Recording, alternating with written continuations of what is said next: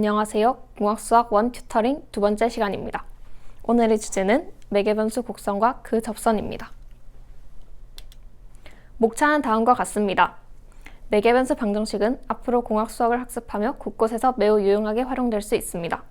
오늘은 매개변수 방정식에 대해 간단히 정리해보고 매개변수 곡선의 접선을 구하는 방법까지 알아보도록 하겠습니다. 본격적으로 매개변수 방정식에 대해 다루기에 앞서 접근을 돕기 위해 함수의 정의를 되짚어 보도록 하겠습니다.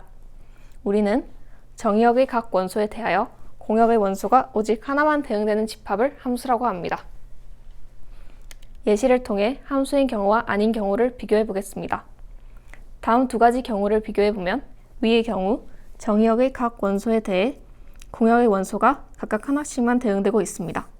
하지만 아래의 경우 정의역의 원소 -2에 대해 공역의 원소 2개가 대응되고 있습니다. 따라서 위는 함수이지만 아래는 함수가 아닙니다. 그러면 다음의 곡선을 살펴보겠습니다. 다음 곡선은 함수의 그래프일까요? 아닐까요? 정답은 아니다입니다.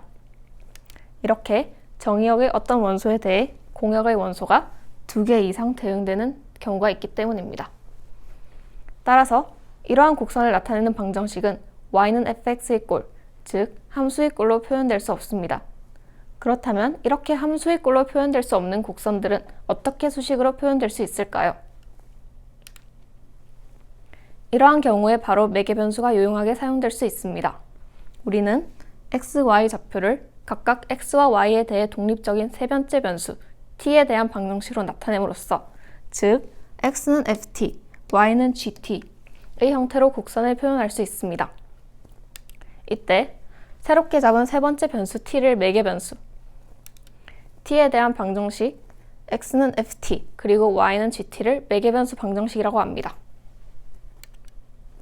예시를 하나 살펴보도록 하겠습니다. 다음 매개변수 방정식들은 어떤 곡선을 나타내는 방정식일까요? 먼저 a를 보겠습니다. 우리는 이미 코사인 제곱 t 플러스 사인 제곱 t는 1, 이 성립함을 알고 있습니다. 여기에 x는 코사인 t, y는 사인 t를 각각 대입하면 x와 y 사이의 관계식을 x제곱 플러스 y제곱은 1로 정리할 수 있습니다. b도 마찬가지입니다. 코사인 제곱 2t 플러스 사인 제곱 2t는 1, 이 성립함으로 1을 이용해서 정리하면 x는 사인 2t, y는 코사인 2t를 대입했을 때 x제곱 플러스 y제곱은 1의 관계식을 얻을 수 있습니다. 따라서 a와 b 모두 중심이 원점이고 반지름이 1인 원을 나타냅니다. 그런데 똑같이 중심이 원점이고 반지름이 1인 원을 나타내는 방정식이지만 두 식에는 차이가 있습니다. 무엇일까요? a의 경우 점 1,0에서 출발해서 식의 반대 방향으로 한 바퀴 도는 경로를 나타내지만 b의 경우 점 0,1에서 식의 방향으로 두 바퀴 도는 경로를 나타냅니다. 이처럼 매개변수 방정식을 활용하면 이동 경로와 이동 방향을 동시에 설명할 수 있습니다. 다음으로 살펴볼 예시는 사이클로이드입니다. 사이클로이드는 쉽게 말하자면 동전을 세워서 옆면을 바닥에 대고 굴렸을 때 동전 옆면 위에 한 점이 그리는 궤적을 나타낸 곡선입니다. 이러한 사이클로이드 곡선의 방정식을 표현하는 데에도 매개변수 방정식이 유용하게 사용됩니다. 그러면 직접 매개변수를 이용해 사이클로이드 방정식을 나타내 보도록 합시다. 사이클로이드 곡선 한 주기의 한쪽 끝을 원점으로 두고 동전의 반지름을 r, 그리고 원점의 위치에서부터 출발해서 현재 위치까지 도달하기까지 점 P가 움직인 각도를 세타, 그리고 점 P의 좌표를 x, y로 두겠습니다. 그러면 x는 OT의 길이 빼기 PQ의 길이, 즉 r 세타 마이너스 r 사인 세타, 그리고 y는 TC의 길이 빼기 QC의 길이, 즉 r 빼기 r 코사인 세타가 됩니다. 따라서 사이클로이드 곡선의 방정식은 다음과 같습니다.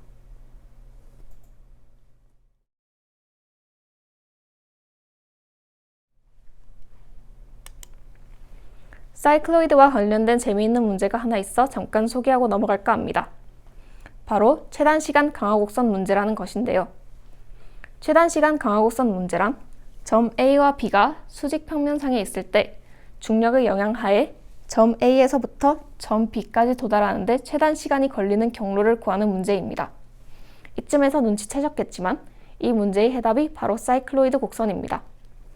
다음 그림을 보면 실제로 각각 포물선, 원, 6차 다항식의 일부, 그리고 사이클로이드 곡선을 경로로 설정한 결과를 비교했을 때 점 B에 가장 빠르게 도달하는 경로는 사이클로이드 곡선임을 확인할 수 있습니다.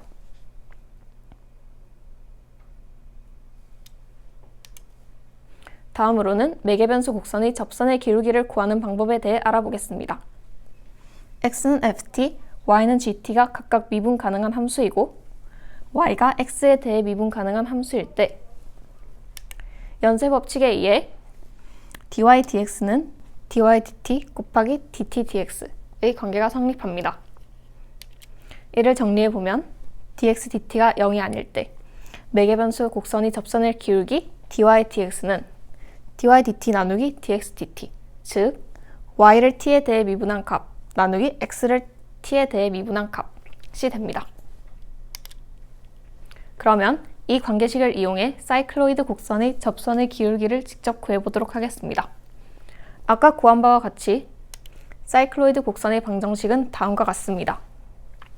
따라서 dx d세타는 x를 세타에 대해 미분한 값이므로 r-r 코사인 세타, dy d세타는 y를 세타에 대해 미분한 값이므로 r 사인 세타가 됩니다.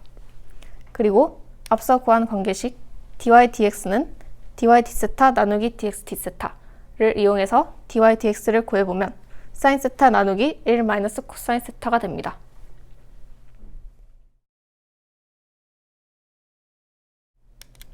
따라서 만약 세타가 2분의 파이이고 r이 1일 때 접선의 방정식은 다음과 같습니다.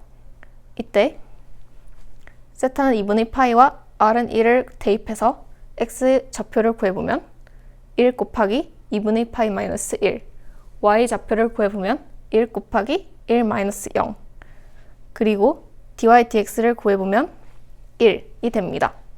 그리고 이것은 그것을 각각 대입한 결과입니다.